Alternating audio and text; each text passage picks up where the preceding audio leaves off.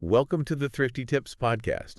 Today we are going to be taking a deep dive I love it. into the world of Amish chicken preservation techniques. That's so cool. And it's really fascinating to see how they have managed to keep their food fresh for generations without relying on the technology that we take for granted today. I know, it's amazing. Yeah. It's really inspiring.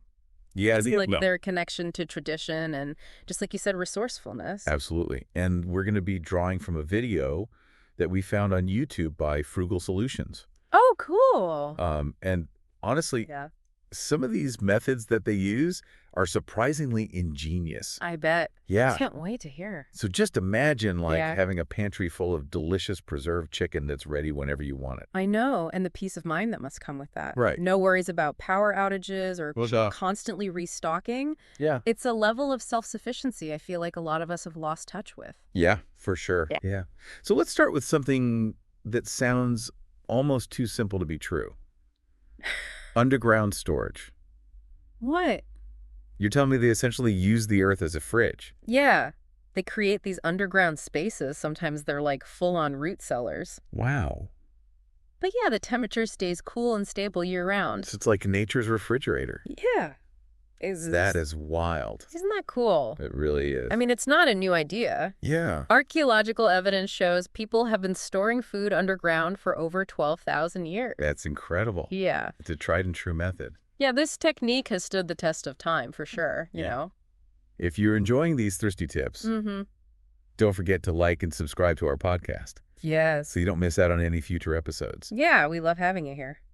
All right, so they're using the coolness of the earth, but how do they keep the chicken from spoiling underground? Well, they carefully wrap the chicken to allow it to breathe, but also to protect it from any, like, dirt and pests. But the key is that consistent, cool temperature, you know? Yeah. That dramatically slows down the growth of bacteria and mold. Interesting. Yeah. So it really is just as simple as keeping it cool. Sometimes the simplest solutions Yeah. are the most effective, you know? I love that. It kind of connects to a broader theme we see with a lot of Amish practices. Yeah. You know, working with nature, not against it. I love that. Yeah. Okay, let's move on to smoking. Okay. Now, we all know that smoked foods is delicious. Oh, yeah.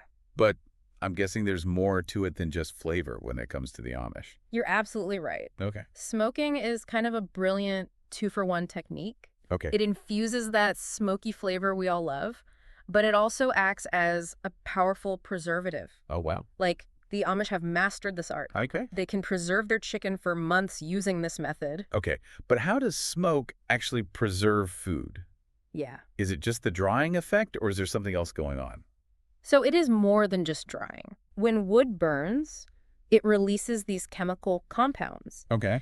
And they not only create that delicious smoky flavor, but they also act as natural antibacterials. What? Yeah.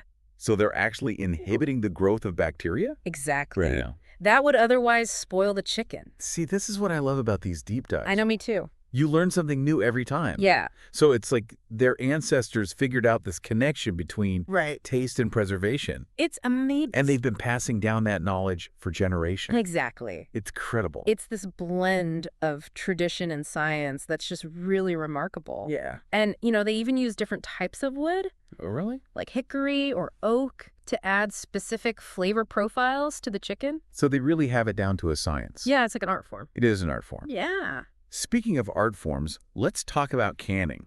Okay.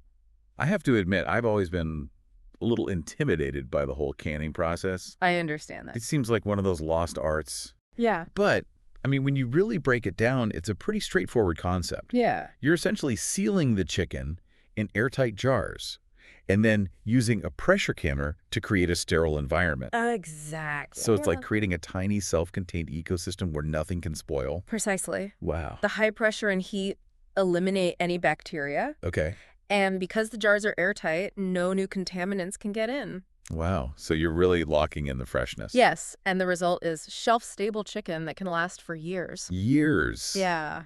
Hey, listeners, if you're finding this deep dive into Amish chicken preservation as interesting as we are, we'd love for you to like and subscribe to our channel. Yeah. It really helps other people discover these thrifty tips, too. Right. It helps us get the word out.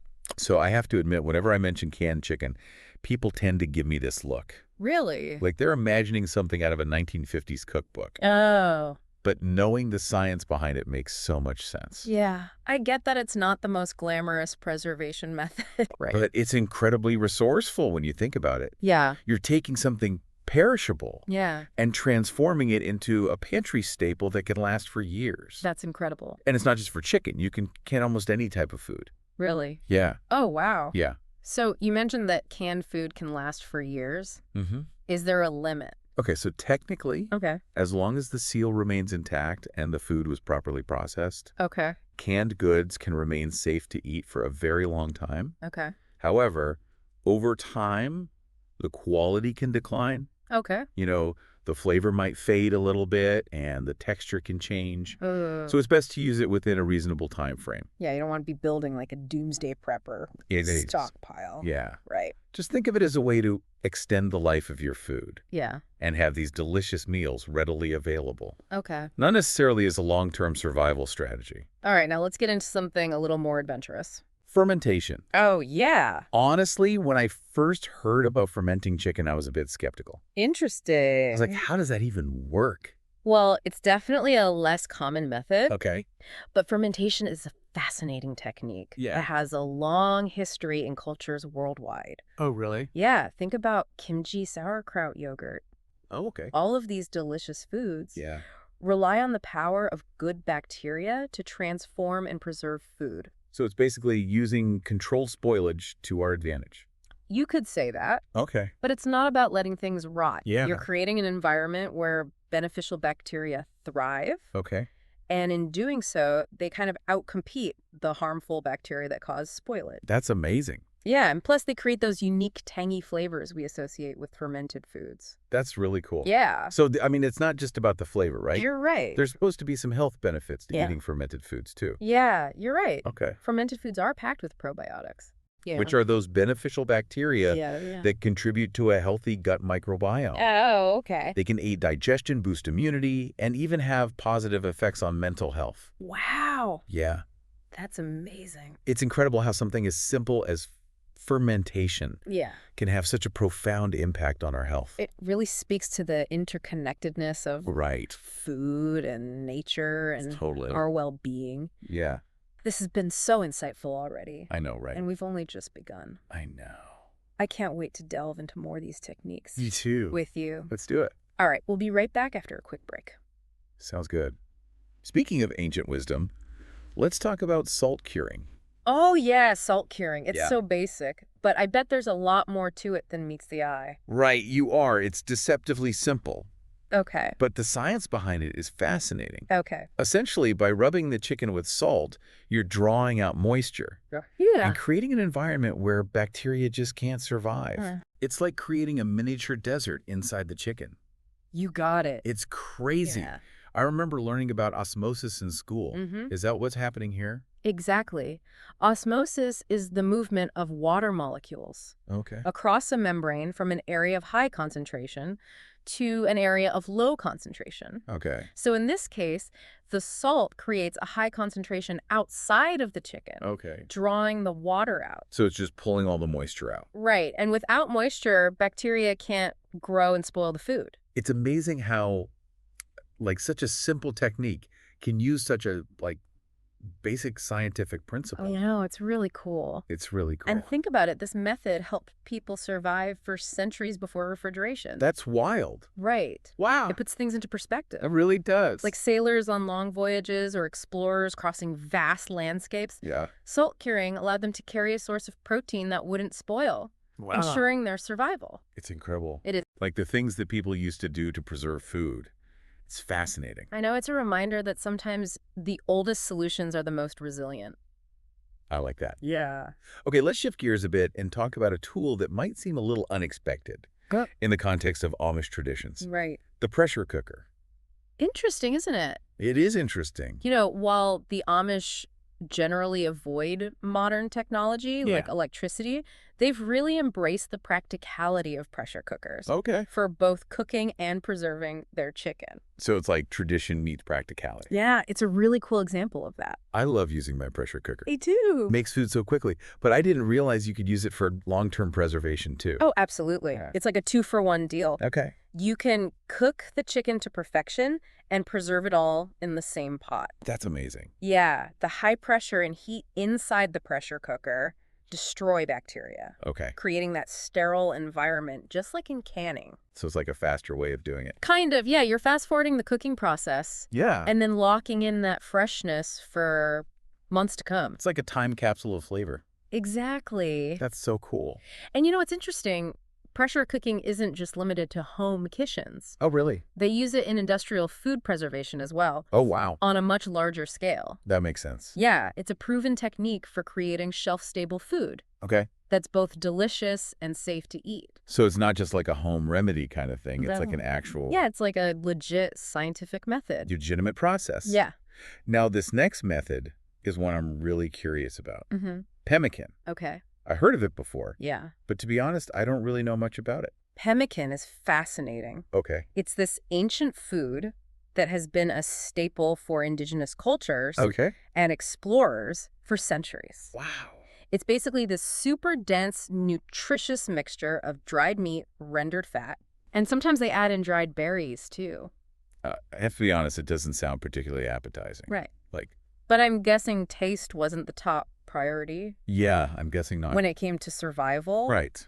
You know, it's all about practicality and long-lasting sustenance. Okay. So you've got protein from the dried meat, energy-rich fat, okay, and sometimes even vitamins and minerals from those berries, okay, all packed into this portable, shelf-stable bar.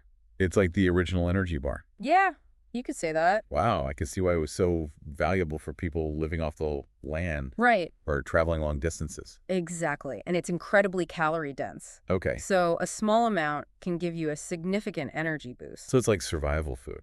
Yeah, the ultimate survival food. That's incredible. It is. If you're enjoying these thrifty tips, don't forget to like and subscribe to our podcast. Please do. We release new episodes every week. Yes, we do. Backed with helpful insights and advice. We do our best. Okay, so we talked about salt curing, which is all about drawing moisture out. Right. But now let's dive into a method that uses a liquid to preserve chicken.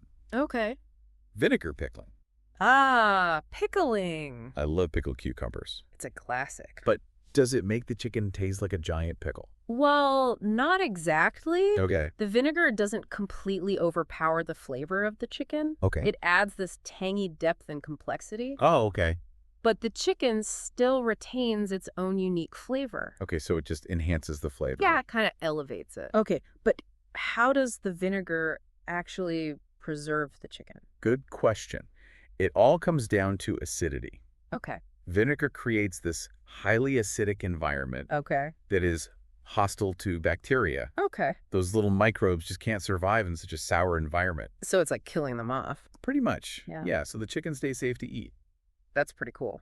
It is, right? I bet this method's been around for a long time, too. Oh, yeah, you're right. Vinegar pickling has been used for centuries. You know, in fact, during World War I, soldiers often relied on pickled meats. Really? As a source of protein that could withstand those long journeys. Yeah. And harsh conditions. Wow, that's a testament to how practical and effective it is. Right. Like, it's been used to feed people in really challenging situations for generations. It's incredible. Yeah. And speaking of techniques with a long history, let's talk about dehydration. Ah, dehydration or drying food. Yeah. Is one of the oldest preservation methods known to humankind. Yeah, I can imagine. Right. It's been used for centuries to preserve everything. Oh, yeah. From fruits and vegetables to meats and fish. I love jerky. Oh, that's so good. It lasts forever. Right. But I've always just bought it from the store. I never really considered making it myself. You should give it a try.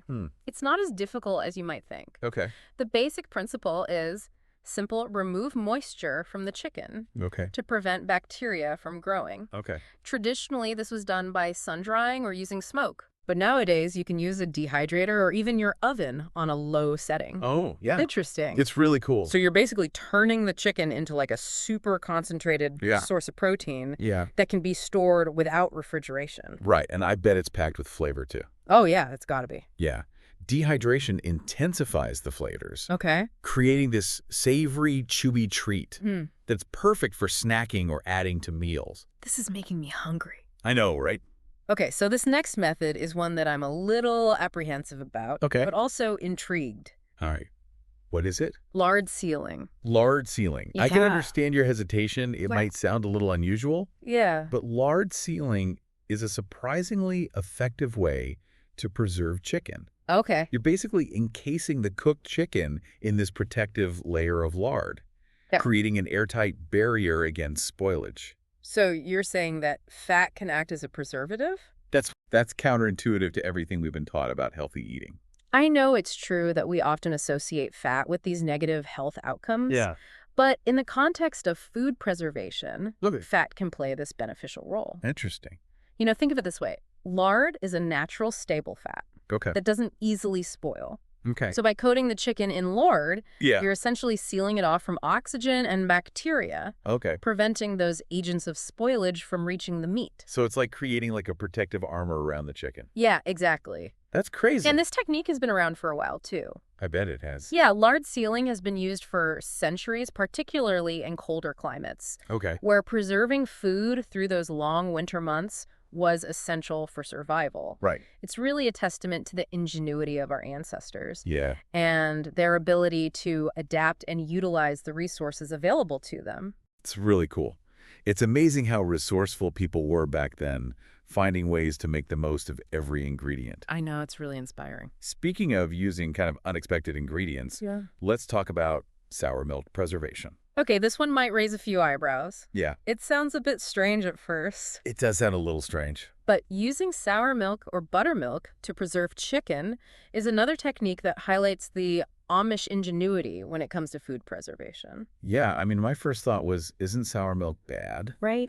But then I remembered buttermilk, which is intentionally sour. Exactly. And we use that in all sorts of recipes. Right. It's all about understanding the science behind it. Okay. Sour milk contains lactic acid, which, as we discussed with fermentation, can act as a natural preservative. Right. So the lactic acid creates an environment that inhibits the growth of harmful bacteria. Okay. Keeping the chicken safe to eat. So it's kind of like pickling with vinegar. Yeah. But instead of vinegar, you're using the lactic acid that's naturally occurring in the sour milk. You got it. That's pretty clever. It is, and it not only preserves the chicken, but it also adds this unique tangy flavor.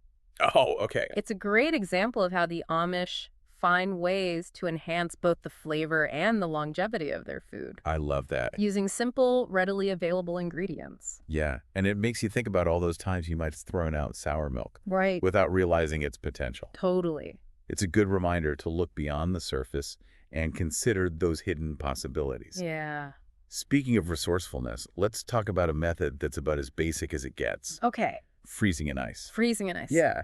It might seem obvious, but remember, the Amish don't rely on modern freezers. Right. They've adapted to their lifestyle by utilizing the natural resources available to them. Yeah. And during the winter months, that means using ice to freeze and preserve their chicken. It's like they've created their own version of a deep freezer, just using the power of nature. Exactly. They carefully pack their chicken in containers, surround it with ice, making sure it stays consistently frozen. So they have to keep an eye on it. Yeah. Make sure that it doesn't thaw out. Right. But it's a simple but effective method that has allowed them to enjoy fresh chicken throughout the colder months for generations. That's awesome. Yeah, it's really cool. And finally, let's talk about a method that's pretty popular even outside of Amish communities. Okay. Brining. Brining is a fantastic technique for enhancing both the flavor and moisture of chicken. Yeah. It involves soaking the chicken in a saltwater solution, which helps to break down the muscle fibers and retain moisture during cooking. I love brine chicken. It's always so juicy and tender. Me too. But I didn't realize brining also had a preservation effect. It does. Really? The salt in the brine not only seasons the chicken, but also draws out some moisture, creating an environment that's less hospitable to bacteria.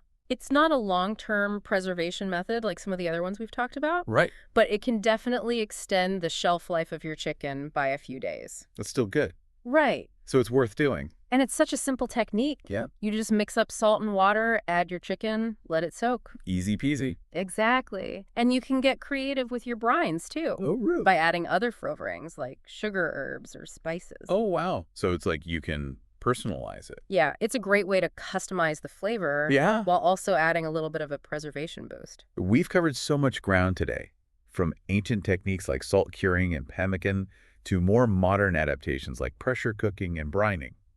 It's been a fascinating journey. It has. Exploring this diverse world of Amish chicken preservation. It really has. And what's so striking is their deep respect for tradition, their resourcefulness, and their understanding of natural processes. They've managed to preserve their food for months, ensuring that they have these delicious and nutritious meals readily available without relying on the conveniences of modern technology. It's really inspiring. I think so, too. It's a reminder that there's so much we can learn from these traditional practices. Absolutely. And that food preservation is a skill that connects us to our heritage. Yeah. And empowers us to be more self-sufficient. I love that. Well, that brings us to the end of our deep dive into Amish chicken preservation. What a journey. It really has been an incredible journey. It has. We hope you learned some valuable thrifty tips today. We hope so. And if you enjoyed this episode, be sure to like and subscribe to the Thrifty Tips podcast. Yes, please do.